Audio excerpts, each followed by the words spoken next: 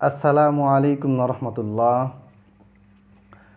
মুকাল্লিদ শফিক কাসিমি সাহেবের রফুল আদান বিষয়ক একটা ভিডিওর জবাব নিয়ে আপনাদের সামনে হাজির হলাম। আপনারা ইনশাআল্লাহ মনোযোগ দিয়ে দেখবেন। শফি কাসিমি সাহেব তার সেই ভিডিওতে 3টি হাদিস আলোচনা করেছেন। 1 নম্বর হাদিস ইবনে ওমর রাদিয়াল্লাহু তাআলা আনহু থেকে বর্ণিত। তিনি বলেছেন যে আমি রাসূল সাল্লাল্লাহু আলাইহি ওয়াসাল্লামকে 3টি জায়গায় রফুল আদান করতে দেখেছি। তাকবীরে তাহরিমের সময়, রুকুর আগে এবং রুকুর পরে। হাদিসটি বুখারী 703 নম্বর মাক্তা শামেলাতে আছে। প্রকাশনী ভেদে নাম্বার কম বেশি হয়। আপনারা বুখারীতে কিতাবুল আজান যাবেন, গিয়ে অনুচ্ছেদগুলি দেখলেই সেখানে রফুল আদানের অনুচ্ছেদ পাবেন। সেখানে 5টা হাদিস পাবেন। 5টা হাদিস নিয়ে কথা বলছি না এই কারণ শফি কাসিমি সাহেব শুধু এই একটা হাদিসের কথা বলেছেন। আচ্ছা, এরপরে এই হাদিসটাকে তিনি স্বীকার করছেন যে হ্যাঁ এটা আছে, এটা সঠিক। আল্লাহর নবীর এই হাদিসটা বুখারী শরীফে আছে। তাকবীরে তাহরিমার সময় হাত তোলার কথা, রুকুতে যাওয়ার সময় হাত তোলার কথা, রুকুর থেকে ওঠার সময় হাত তোলার কথা। 3 টাইম হাত তোলার কথাটা বুখারী শরীফে প্রথম খণ্ডে 102 নম্বর পৃষ্ঠায় 726 নম্বর হাদিসে উল্লেখ আছে। পরে তিনি কি বলেছেন? তিনি বলেছেন যে কিন্তু এই হাদিসটা আস্তে আস্তে মানসুখ হয়ে গেছে। মানসুখ আবার আস্তে আস্তে হয়, মানে মানসুখ দ্রুত হয়, আস্তে আস্তে হয়, ধীরে ধীরে হয়, মাঝামাঝি গতিতে হয়, নানান রকম কথাবার্তা। আচ্ছা, যাই হোক, ইমাম আবু হানিফা কিন্তু বলেন নাই যে এই হাদিসটা মানসুখ। এটা উনার অনুসারীরা বলে, কিন্তু ইমাম আবু হানিফা রাহিমাহুল্লাহ এই কথা কখনো বলেননি। বাকি 3 মাযহাবে রফুল আদান আবার আমলটা এখনও আছে, এবং বাকি 3 মাযহাবে 3 ইমাম মালিক, আহমদ, শাফি রাহিমাহুল্লাহ আজমাইন তারা কিন্তু রফুল আদানের পক্ষে বলে গেছেন। যাই হোক, এরপরে শফি কাসিমি সাহেব বুখারী থেকে আরেকটা হাদিস দেখিয়েছেন, যেই হাদিস দ্বারা তিনি প্রমাণ করেছেন রুকুর আগে এবং পরে রফুল আদান করা মানসুখ হয়ে গেছে, রহিত হয়ে গেছে, বাদ হয়ে গেছে, অর্থাৎ আগে আমলটা ছিল, এখন নাই। আবার তিনি ইংরেজি শব্দ ব্যবহার করেছেন, লেটেস্ট আমল, লেটেস্ট। রাসূল একসময় এটা আমল করেছিলেন, পরে এটা ছেড়ে দিয়েছেন। তাকবীরে তাহরিমা ছাড়া আর কোথাও হাত তোলা নাই। আল্লাহ রসুল প্রথম দিকে প্রত্যেক তাকবীরের সময় হাত তুলতেন, আস্তে আস্তে আস্তে আস্তে ছাড়ছেন, ছাড়তে ছাড়তে ছাড়তে ছাড়তে তাকবীরে তাহরিমার সময় হাত ওঠানো, বাকি কোথাও হাত না ওঠানো। এটা লেটেস্ট আমল, সর্বশেষ আমল। এটা আল্লাহ রসুলের সর্বশেষ আমল, লেটেস্ট আমল। হাদিসটা হচ্ছে 794 নম্বর হাদিস। এই হাদিসে একজন সাহাবী তিনি বলছেন, আবু হুমায়দ আস-সাঈদী রাদিয়াল্লাহু তাআলা আনহু, তিনি বলছেন যে আমি তোমাদের চাইতে রাসূল সাল্লাল্লাহু আলাইহি ওয়াসাল্লামের নিয়মকানুন, নামাজের নিয়মকানুনটা বেশি মুখস্থ রেখেছি, বেশি স্মরণে রেখেছি। আর আনা কুনতু আহফাজুকুম লিসালাতি রাসূলিল্লাহি সাল্লাল্লাহু আলাইহি ওয়াসাল্লাম, আর আমি রাসূল সাল্লাল্লাহু আলাইহি ওয়াসাল্লামকে দেখেছি, রাআইতুহু, আমি দেখেছি, ইজা কাব্বারা জাআলা ইয়াদাইহি হিযাআ মানকিবাইহি ওয়া ইজা রাকা'a আমকানা ইয়াদাইহি মিন রুকবাতিহি। মানে এখানে তিনি রফুল আদানের ব্যাপারে রুকুর আগে পরে রফুল আদানের কথা বলেন নাই, শুধু তাকবীরে তাহরিমার সময় রাসূল সাল্লাল্লাহু আলাইহি ওয়াসাল্লাম রফুল আদান করেছেন, এই কথাটা তিনি উল্লেখ করেছেন। এর উপর আমল হয় না। ওয়া ইন্নামা ইউখাযু বিল আখিরি ফাল আখিরি মিন ফিআলিন নবী সাল্লাল্লাহু আলাইহি ওয়াসাল্লাম।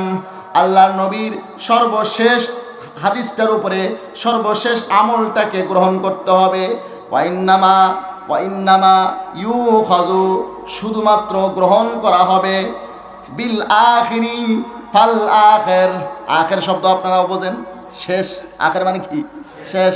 বিল আখিরি ফাল আখিরি, সর্বশেষ আমল, মিন ফিয়ালিন নবী সাল্লাল্লাহু আলাইহি ওয়াসাল্লাম, আল্লাহর নবীর আমল থেকে, আল্লাহর নবীর ফেল থেকে, আল্লাহর নবীর কাজকর্ম থেকে সর্বশেষ আমল যেটা, লেটেস্ট আমল যেটা, সেটা গ্রহণ করতে হবে। আগেরগুলো বাদ। আগেরগুলো কি? বাদ। এটা গ্রহণ করা যাবে না। এজন্য তাকবীরে তাহরিমার সময় হাত উঠানো যেহেতু লেটেস্ট আমল, আমরা এটা গ্রহণ করি। আর এছাড়া রুকুতে যাওয়ার সময়, রুকুর থেকে ওঠার সময় হাত উঠানোগুলো আল্লাহ নবী ছেড়ে দিয়েছেন পরে, এগুলো মনসুখ, রহিত। এটার উপরে আমরা এই কারণে আমল করি না। আমি কথা কি আপনাদেরকে বুঝাইতে পারছি? আমরা কোন হাদিসের উপর আমল করি তাইলে চলুন দেখাই। বুখারী শরীফ খণ্ড নম্বর 1 পৃষ্ঠা নম্বর 114, হাদিস নম্বর 820। আর আপনি গুগলে পাবেন 828 নম্বর হাদিস হিসেবে। এখানে আছে হযরত এখানে আবু হুমায়দ সাঈদী রাদিয়াল্লাহু তাআলা আনহুর হাদিসটা একটু আপনাদেরকে দেখিয়ে দিই। দেখেন, আবু হুমায়দ সাঈদী রাদিয়াল্লাহু তাআলা আনহু তিনি বলেন, আনা কুনতু আহফাযাকুম লি সালাতি রাসূলিল্লাহি সাল্লাল্লাহু আলাইহি ওয়াসাল্লাম, আল্লাহর নবীর নামাজ আমার সবচেয়ে বেশি মুখস্থ আছে। এ কথা বলার পরে তিনি তাকবীরে তাহরিমার সময় হাত তুলেছেন, আর কোথাও হাত উঠান নাই। তাহলে তাকবীরে তাহরিমা ছাড়া আর কোথাও হাত তোলা নাই, এরকম হাদিস বুখারী শরীফে আছে না নাই? শফিক কাসেমী সাহেব তিনি বলতে চাচ্ছেন যে এই হাদিসটা পরের আর ইবনে ওমরের হাদিসটা আগের, আর আগের রফুল আদান রুকুর আগে ছিল, পরে ছিল, আর পরে এই হাদিসটা লেটেস্ট আমল। তিনি লেটেস্ট আমল শব্দটা বলেছেন। লেটেস্ট আমলটা কি? সেটা হচ্ছে নবী সাল্লাল্লাহু আলাইহি ওয়াসাল্লাম রুকুর আগে এবং পর রফুল আদান ছেড়ে দিয়েছেন, শুধু তাকবীরে তাহরিমা সাহেব রফুল আদান করেছেন। দলিলটা কি? দলিল হচ্ছে আবু হুমায়দ সাঈদী, যেহেতু তিনি তাকবীরে তাহরিমা সাহেব রফুল আদানের কথা বলেছেন, কিন্তু তিনি রুকুর আগে এবং পরে রফুল আদানের কোনো কথা বলেন নাই, তার মানে রুকুর আগে এবং পরে রফুল আদান বাদ হয়ে গিয়েছে, শুধু তাকবীরে তাহরিমার সময় রফুল আদান করতে হবে, এইটাই প্রমাণিত হলো। আচ্ছা, আমি তো আপনাদেরকে একটা কথা বারবার বলি যে আমি এক্সট্রা কিতাবে যাব না, যেই কিতাব, যেই হাদিস, যেই পৃষ্ঠা তারা পড়বেন সেখান থেকে আমি কথা বলবো। এই হাদিসে সালাতের পূর্বে ওযু করতে হবে এই ব্যাপারে কিছু বলা হয় নাই। এই হাদিসে দাঁড়িয়ে সালাত পড়তে হবে, পবিত্র জায়গায় সালাত পড়তে হবে, এই ব্যাপারে কিছু বলা নাই। এই হাদিসে রুকুতে সেজদাতে কি দোয়া পড়তে হবে কোনো কিছু বলা নাই। এই হাদিসে সানা পড়তে হবে, আউযুবিল্লাহ, বিসমিল্লাহ, সূরা ফাতিহা, কেরাত পড়তে হবে, কিচ্ছু বলা নাই। এবং এই হাদিসে ডানে বামে সালাম ফিরানো, তাশাহুদের দোয়া কোনো কিছুই নাই। 2 রাকাত 4 রাকাত কোনো কিছুর কথা উল্লেখ নেই। তাহলে কি আমি এখন ধরে নিব যে লেটেস্ট আমল ওইটাই নবী সাল্লাল্লাহু আলাইহি ওয়াসাল্লামের, যে তিনি শুধু তাকবীর দিতেন, রফুল আদান করতেন, রুকুতে যেতেন, যেটুকু বর্ণনা এখানে দেওয়া আছে। রুকুতে তিনি পিঠ সোজা করতেন, তারপরে সেজদা দিতেন, ঠিক আছে? সেজদায় তিনি কি করতেন? হাত বিছিয়ে দিতেন না। 2-3টা বর্ণনা আছে সংক্ষিপ্ত। তাহলে আমি এইটুকু বর্ণনাকেই লেটেস্ট আমল ধরবো, আর আগের যতগুলি হাদিস, যেই হাদিসগুলিতে রুকুতে সেজদার কথা আছে, দোয়ার কথা আছে, সুবহান রাব্বিল আলা, সুবহান রাব্বিল আযীম, আত্তাহিয়াতু লিল্লাহি, এগুলি সব বাতিল, সব মানসুখ। আর যদি বলেন ওটা মানসুখ হয় নাই, তাহলে আমি বলবো যে কেন মানসুখ হয় নাই। এই হাদিস দিয়ে রফুল আদান আগে, রুকুর আগে পরে মানসুখ হয়ে গেল, শুধু তাকবীরে তাহরিমার কথা উল্লেখ আছে এই যুক্তিটা দেখিয়ে। তাহলে এখানে তো রুকুর কথা উল্লেখ আছে, সেজদার কথা উল্লেখ আছে, কিন্তু সেজদার দোয়া নাই, রুকুর দোয়ার কথা উল্লেখ নাই। আচ্ছা, 1 নম্বর পয়েন্ট। 2 নম্বর পয়েন্ট, এই হাদিসটা মানে বুখারীর আবু হুমায়দ সাঈদী যে হাদিসটার কথা শফিক কাসেমী সাহেব বলেছেন, সেই হাদিসে বলা আছে শেষে, ওয়াইদা জালাসা ফি রাকাআতিল আখিরা, যখন নবী সাল্লাল্লাহু আলাইহি সাল্লাম শেষ রাকাতে বসতেন, 3য় রাকাত বা 4র্থ রাকাত, মানে শেষ বৈঠকে বসতেন, শেষ রাকাতে বসতেন, কদ্দামা রিজলাহুল ইউসরা ওয়া নাসাবাল উখরা, অর্থাৎ এই বাম পাটাকে ডান পায়ের নিচে এভাবে ঢুকিয়ে দিতেন, ঠিক আছে? আর এই ডান পাটায় কী করতেন? ওয়া নাসাবাল উখরা, ডান পাটাকে এইভাবে করে রাখতেন। ওয়া কআদা আলা মা কআদাতিহি, আর নবী সাল্লাল্লাহু আলাইহি সাল্লাম তার নিতম্বের উপরে বসতেন। শফিক কাসেমী সাহেব, আপনি কি এইভাবে সালাত পড়েন? আপনারা তো ফতোয়া দিয়েছেন যে মহিলারা নিতম্বের উপর বসবে, পুরুষরা নিতম্বের উপর বসবে না। তো এখন কথা হচ্ছে এটা লেটেস্ট আমল, তো লেটেস্ট আমলটা কেন করেন না? আশা করি দর্শকবৃন্দ এইটুকুতে বুঝে গিয়েছেন, বেশি কিছু বলার প্রয়োজন নেই। 3 নম্বরে, রফুল আদান যে মানসুখ হয়ে গেছে, বাতিল হয়ে গেছে, এই ব্যাপারে সহিহ মুসলিমের একটা হাদিস, মানে হাস্যকর ব্যাপার আর কি, আসলে বলতেও আমার হাসি পাচ্ছে। সহিহ মুসলিমের একটা হাদিস তিনি বর্ণনা করেছেন, সেই হাদিস এখানে হযরত জাবির বিন সামুরা রাদিয়াল্লাহু তাআলা আনহুর হাদিস আছে। হযরত জাবির বিন সামুরা রাদিয়াল্লাহু তাআলা আনহু বলেন, খরাজা আলাইনা রাসূলুল্লাহি সাল্লাল্লাহু আলাইহি ওয়াসাল্লাম, আল্লাহর রাসূল আমাদের কাছে আসলেন। ফাকালা মালি আরাকুম রাফি আইদিকুম, আমার কি হলো, আমি তোমাদেরকে নামাজের মধ্যে হাত উঠাইতে দেখি কেন? কান্নাহা আজনাবু খাইলিন শুমসিন, এগুলো যেন দুষ্ট ঘোড়ার লেজ। এগুলোকে আল্লাহর নবী কি বলেছেন? দুষ্ট ঘোড়ার লেজ। আগে এক সময় আল্লাহর নবী তুলেছেন, কিন্তু পরে ছেড়ে দিয়েছেন এবং দুষ্ট ঘোড়ার লেজ বলে ঘৃণা ভরে প্রত্যাখ্যান করেছেন। এরপরে আল্লাহর নবী বলেন, উসকুনু ফিস সালাহ, নামাজের মধ্যে স্থির হয়ে যাও। নামাজের মধ্যে স্থির হয়ে যাও। আমার কিছু ভাই আছেন, তারা এই হাদিসের ব্যাপারে বলেন যে এটা হলো সালাম ফেরানোর সময় হাত উঠানোর ব্যাপারে বলা হয়েছে। এটা হলো অজ্ঞতা ছাড়া কিছু না। হাদিসটা হচ্ছে যে জাবের বিন সামুরা রাদিয়াল্লাহু তাআলা আনহু তিনি বলতেছেন যে আমরা সালাত পড়তেছিলাম, রফল আদান করতেছিলাম, নবী সাল্লাল্লাহু আলাইহি ওয়াসাল্লাম বের হলেন, বের হয়ে বলেন যে কী ব্যাপার, তোমরা এইভাবে সালাত পড়ছো কেন, এমনভাবে তোমরা হাত উঠাচ্ছ কেন নামাজের মধ্যে, এমনভাবে তোমরা হাত উঠাউঠি করতেছো যে ঘোড়ার লেজ, দুষ্ট ঘোড়ার লেজ যেরকম লেজ নাড়ায় সেইভাবে তোমরা হাত নাড়াচ্ছ। উসকুনু ফিস সালাহ, তোমরা সালাতের ভিতরে স্থির হয়ে থাকো। এইটা বলার পরে তিনি আবার লামাজহাবিদের পক্ষ থেকে একটা জবাব দিয়েছেন যে উনি আবার বলতেছেন যে লামাজহাবিরা বলে এইটা নাকি সালামের পরের কথা, কিন্তু এই হাদিসে স্পষ্টভাবে ফিস সালাহ সালাতের মধ্যে আছে, সুতরাং লামাজহাবিদের ধারণা ভুল, তো এটা তাদের মূর্খতা। আসলে এটা সালাতের ভিতরে রুকুর আগে পরে রফুল আদানের সাথে রিলেটেড হাদিস। আচ্ছা, খুবই ভালো, যা বলছেন বহুত আচ্ছা কিয়া। এখন সহি মুসলিম আপনারা খুলবেন, সহি মুসলিমের শুরুতে ইসলামিক ফাউন্ডেশন যে অনুবাদটা আছে বের করবেন, হানাফিটা, আহলাদিসেরটা না, ইসলামিক ফাউন্ডেশনটা বের করবেন।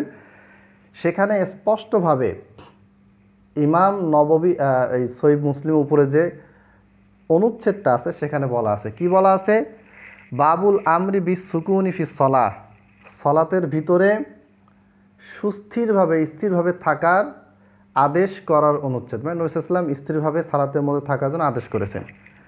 এরপর ওয়ান নাহি আনিল ইশারতি বিল ইয়াদি ওয়া রাফইহা ইনদা সালাম, আর সালাম ফেরানোর সময়, সালামের সময় অর্থাৎ সালাম ফেরানোর আগে, পরে না, সালাতের মধ্যে আঙ্গুল দিয়ে হাত দিয়ে ইশারা করা, দুই হাত উঠানামা করা, এই ব্যাপারে নিষেধ করার অনুচ্ছেদ। তার মানে কি বোঝা গেল, রুকুর আগে পরে রফুল আদান বা তাকবিরে তাহরিমে রফুল আদান বা ঈদের তাকবিরে রফুল আদান, এক কথায় ওই রফুল আদানের সাথে এই হাদিসের কোনোই সম্পর্ক নেই।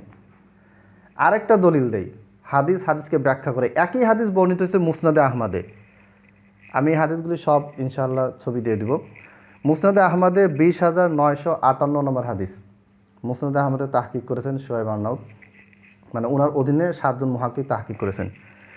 মুসনাদে আহমদে স্পষ্টভাবে বলা আছে যে সেই সময় সাহাবীরা বসেছিলেন, ওয়াহুম হিলাকুন, সেই সময় সাহাবীরা বসেছিলেন। নবী সাল্লাল্লাহু আলাইহি ওয়াসাল্লাম দাখালাল মাসজিদা, নবী সাল্লাল্লাহু আলাইহি ওয়াসাল্লাম মসজিদে প্রবেশ করলেন, ওয়াহুম হিলাকুন, আর সাহাবীরা সেই সময় বসেছিলেন।